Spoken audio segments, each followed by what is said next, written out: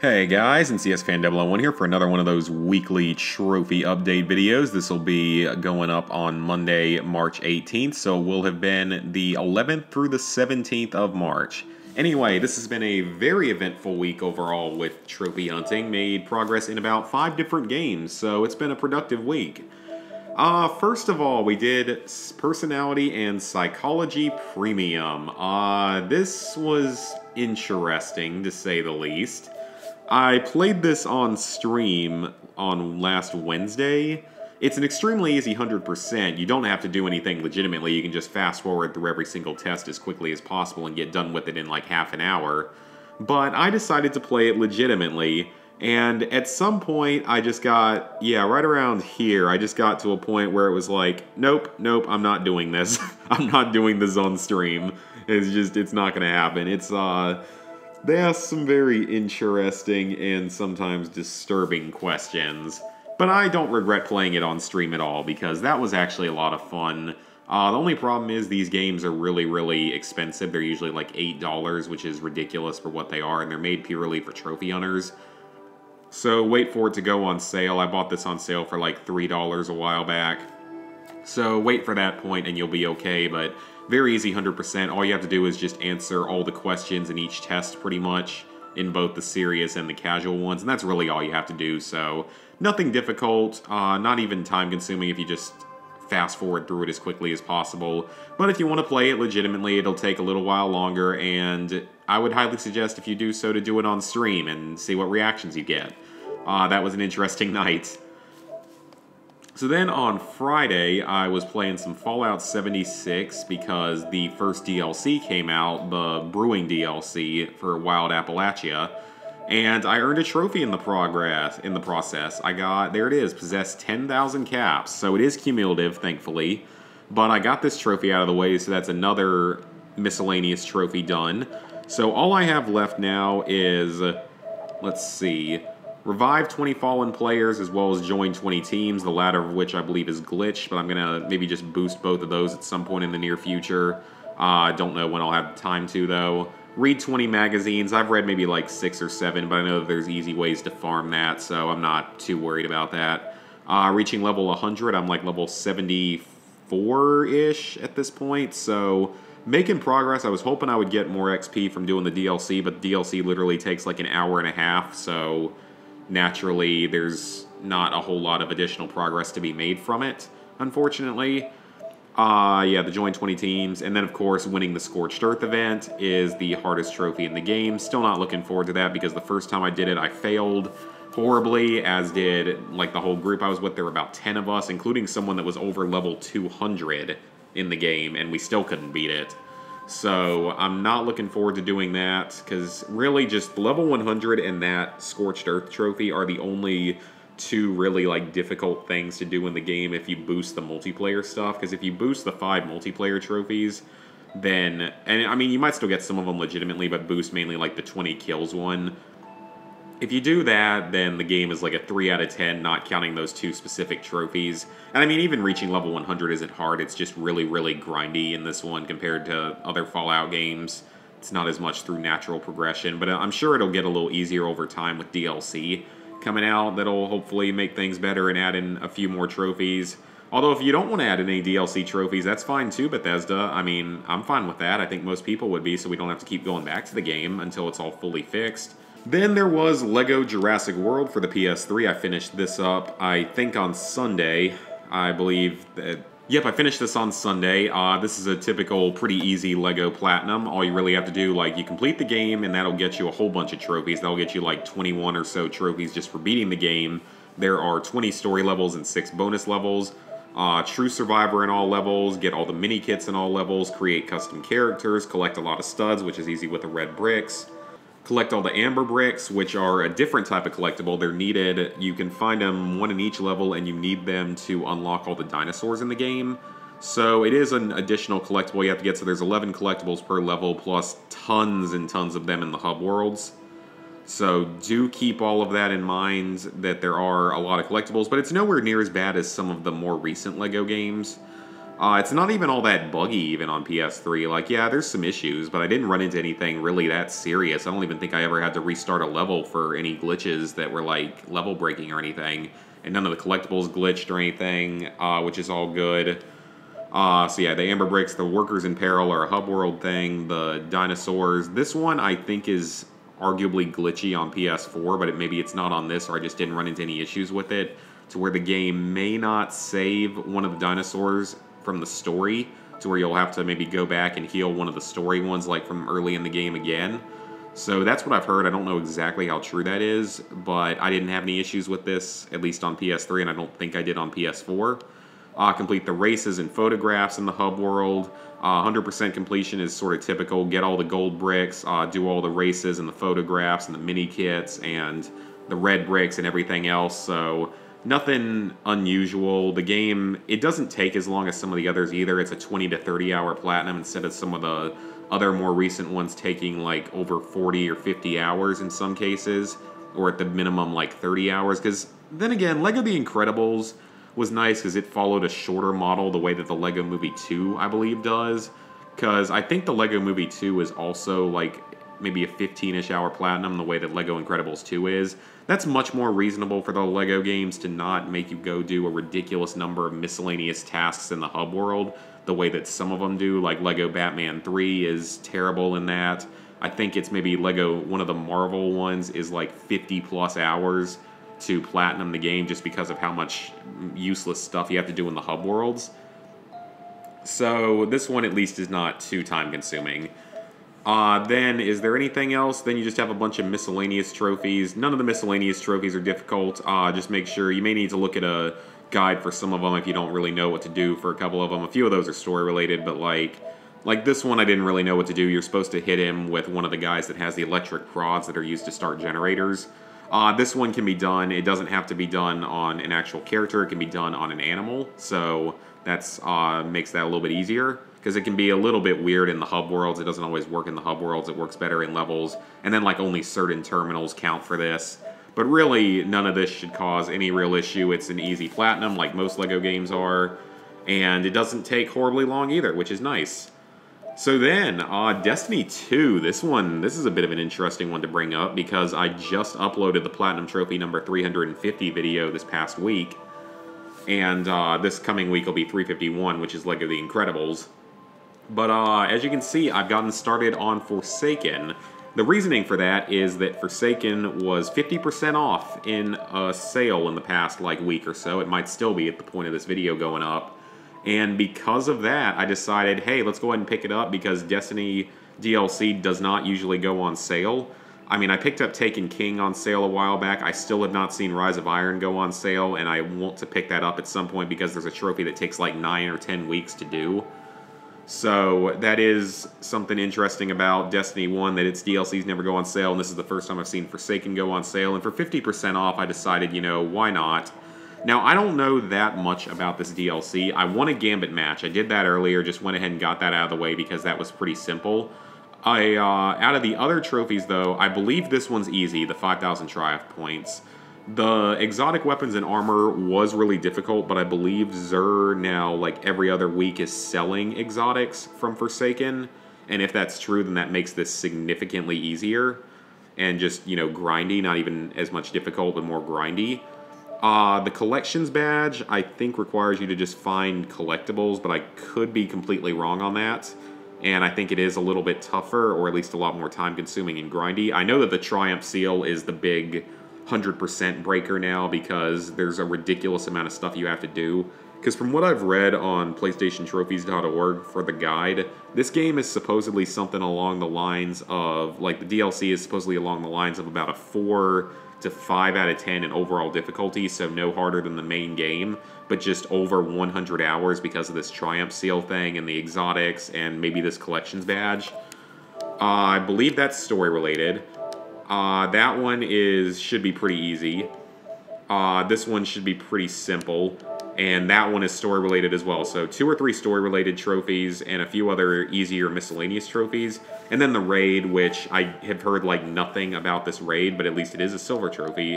Is it the only silver trophy in that DLC maybe? Yeah, I think it is the only silver trophy in the DLC. Okay then. So yeah, I started that back up. I'm sure I'll play it on and off every now and then when I feel like I have time, but it's Destiny and it's gonna be a grind fest, and I'm not sure when I'm gonna put that time in for it. But at least I have the DLC now for when I want to get started on it. I probably won't go for the raid until Year 3 DLC comes out, which should have another DLC or trophy DLC list, as well as another big like level and power cap, which will make the raid much easier. So that's what I'm planning on doing for that. And then finally, I have been working on Spider-Man this week, and I got the Platinum Trophy. The Platinum is, of course, pretty easy. It's like a 2 to 3 out of 10. I'd say it's around a 3 out of 10, but that's because I was playing on normal and I'm not used to a lot of superhero games. But the trophies I had left were to 100% complete all districts, which it takes a while. It's, you know, it's a 25 to 30 hour Platinum. So it's not the fastest thing in the world, but it's a very, very enjoyable game, one I would highly recommend. I got this whole deluxe edition for like 50 bucks, I believe it was, so it was a good deal to get the game and all the DLC for 50 bucks. So I finished up 100%ing all the districts. I didn't get that many trophies, I don't believe. Let's see what else I got. Complete Act 3, which is for finishing the story. That's a story-related trophy. That's a story-related trophy.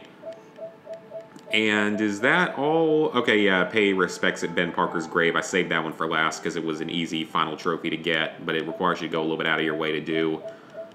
And that is it for the trophies I got in Spider-Man this week in the main game. But like I said, pretty easy Platinum Trophy, just 100% all the districts and complete the story. And that's going to get you most of your trophies. There's a few other little things you have to do, like doing all the projects at the lab, crafting a few upgrades, purchasing all the suits, stuff like that. But nothing really that difficult. And again, not that time consuming overall, 25 to 30 hours. And a fun game above all, which is what really matters. So I haven't gotten started on New Game Plus. That's going to be the last thing I do once I finish up the DLCs. So far with the DLCs, I've finished up the Heist and Turf Wars. Heist is very easy. Heist takes about 3 to 4 hours to 100%, so it's not very time consuming. It's not really even difficult. Even on normal, I really didn't struggle with it at all. That's a story mission. That is a story mission, I'm pretty sure. That's a story mission. And that is kind of a story mission. It's done after you beat the main story. It's a side mission that activates once you beat the main story. So basically story. Finish all the crimes in the district is going to be required along with 100%. Basically, when it means these districts, it means that it pops in 3 or 4 new objectives in about half the game's districts. It's usually like a new type of crime, the screwball challenges, which I'll get to in a moment, a side mission usually right at the end, and the story missions, which don't necessarily count on that, and then usually like one other objective, like some kind of new hideout type place. But overall, it's an easy enough DLC. The screwball challenges aren't too difficult in this DLC. They're fairly simple after a couple of tries, and you don't need to get the max score on them. You only need to get the spectacular score, which is like the mid-level score, the silver medal almost, which is usually not that hard. If you had to get the highest rating possible, whatever it is, like amazing or ultimate or whatever the highest level is, it would be much, much harder. But thankfully, you don't have to do that. And you can do everything on the easiest difficulty. I've still been playing on normal, though, because it's a little more fun. Turf Wars is a little bit harder. I'd say it also takes around... Actually, how long did it take me? As I should be able to see here. 4 to 8, but there was a break somewhere in there, so... this is another... So that's 4.5 hours exactly to get all the trophies, but I know I took a break in there somewhere, so... This is about like a... It's a 3 to 5 hour DLC as well. Probably more like 4 to 4.5 hours. But still nothing too bad. You get 3 story mission related trophies. Or actually this last one might be for the... Yeah, I think that this one is for a side mission that you do at the end, but I could be wrong. Like sort of the way that the previous one is, but I could be wrong on that. It's just story, 100% the DLC, finish the screwball challenges. There's about 4 in each DLC, and this ones are a little bit harder. It has stealth challenges and combat challenges. The combat challenges were pretty easy, but the stealth challenges were a little bit harder than I was expecting. It's still not terrible because you only have to get spectacular, but it is a little bit harder. And then you have to take down the hammerhead fronts and the crimes, which are both part of the 100%. The hammerhead fronts are actually a little tricky because they're like the bases from the main game. And they're a little bit harder because this DLC has some new enemies in it. It has these guys that can use jetpacks and have a shield that'll ram into you. Plus it has these giant, like, the thug guys with miniguns that are a little bit harder to take out. I would recommend for the thug guys with the miniguns especially, focus on using the suspension matrix. That tended to be the most effective method of taking them down. At least that it was for me. That seemed like the best option in my case, but you might have a better option. I always use the Spider Bro as my main, like, skill because it works really well. And then Silver Lining, I'm probably going to get started on as soon as I finish recording this video, because remember I record these on Sundays, the day before they go up. This one, I believe it's... yeah, that should be the final, like, Screwball side mission. 2 of those are story-related. 3 of those, so 3 story-related trophies. The final dealing with Screwball probably at the end of the game type side mission. Oh, that's another mission. Wow, this one has a bunch of mission-related stuff, plus 100%ing it in Spectacular in all the challenges. Okay, that's a little bit different. And then after that, just gotta complete a New Game Plus playthrough on Ultimate. Not overly difficult, but it just, you know, requires some more time that I don't necessarily always want to invest into the game. But it's a fun game, so I guess it's okay in the end. Just kind of wish games would stop putting out New Game Plus modes with trophies in them. At least God of War had the courtesy not to make you get trophies in New Game Plus. And I think that one of the Assassin's Creed games may have a New Game Plus that does not require trophies. So that's all good, and Just Cause 4 has like a very minor New Game Plus that barely even works. But this game has it, Far Cry 5 has it, and I'm sure that other games will have it in the future. You never know which ones will do it in the future. Far Cry New Dawn might end up getting one for all we know. I kind of hope it doesn't, but I guess you never know. I mean, at least New Dawn was a lot of fun, but I'd rather not have to play through it again on an Ultimate type difficulty. But anyway, so that is it for this week. Most importantly of all, though, I hit 16,000 total trophies on Sunday. So, level 64, 33%, 16,006 trophies, 364 platinums, 2,008 golds, 4,042 silvers, 9,592 bronzes. So this coming week, I will be possibly doing some more Fallout 76. It's getting better and better now that they've upped the camp budget a lot, to where they limit you to only 10 turrets, but they greatly up the camp budget, which is great. So I can't really complain about that. That's actually really, really helpful. Not your storage space at it, that's up to 800 right now, but your actual budget for what you can build, which is great. It offers a lot more room. And then there's also Spider-Man. I'm going to finish up Spider-Man this week, or at least Silver Lining. I might not quite get through New Game Plus, but I'm going to try. Then otherwise, I've got a few easy games I kind of want to do from the European, like a recent European sale that I accidentally saved to my external hard drive. And I just want to go ahead and get them done to just clear them out, because they're all, these first 4 games on here, they're all pretty quick and easy. But I've sort of been avoiding easy platinums like this type of easy platinum more recently, just trying to lower my trophy rarity down to, like, I'd love to get it down below 50%. It's currently at like 52.78. I'd love to get it down below 52 or down below 50 even, but I'm just not sure that's ever going to happen. Because, you know, the rarer your trophies are, the harder generally they are, the more time-consuming and effort they require. You never know, maybe. Also this week, I am setting up a boosting session for Call of Duty Black Ops 1, because I really want to go back and try to finish that, because that's the oldest Call of Duty game I have left to finish. And if I can get through Black Ops 1, then that would be great, because the only 2 PS3 games after that I'd have left are the PS3 version of Ghosts and Black Ops 2, because I'm not planning on doing the PS3 version of Advanced Warfare. I just don't really see the point of doing so when I already have it on PS4. So that would give me a lot of progress in the Call of Duty world. In Black Ops 1, I'm missing the Easter egg for Call of the Dead, which isn't really that bad. The Easter egg for Moon, which also isn't really that bad, because you don't have to do the whole thing on PS3. You did on... I think you did on PS4 and you did on the Xbox 360. And then I'm missing a few other miscellaneous trophies on Moon, one of which is multiplayer only.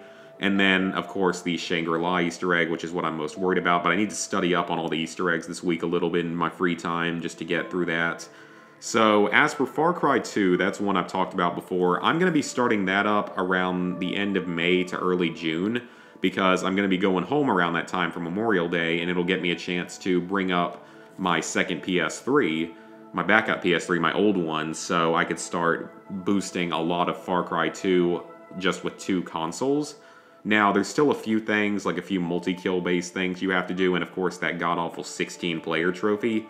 But pretty much everything else should be fairly easy to do in that with just 2 PS3s. I think that you also have to boost the revives as well, because you have to get like 500 revives or something, which takes quite a while and needs 3 people. So we'll see about that, but that's when I'm going to try to start boosting that. So yeah, hope you guys enjoyed the video, and I will see you over this next week for trophy videos and streams and the next update next week.